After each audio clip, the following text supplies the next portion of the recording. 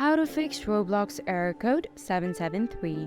In today's video, I'll teach you how to fix teleport failed attempt in Roblox. First, you want to go to the start icon and do a right click, then select the option of run. Here you want to type in %temp%. This is now going to open all of the temporary files. To select all, you want to press on Ctrl+A. Now go ahead and delete all of these. Once that is done, you again want to go to the start icon and look for the command prompt. The first prompt that you want to type in is ipconfig//dns.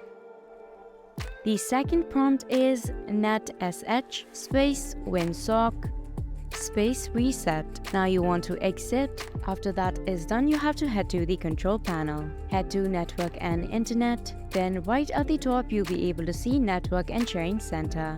Once you click on it, on the left side of the tab, you'll see a lot of options. Select change adapter settings. On the network connections tab, you'll see Ethernet. Now click on it, do a right click and head to properties. You want to go to Internet Protocol version 4. Then once you click on it, you'll be able to see properties. You want to switch to use the following DNS server.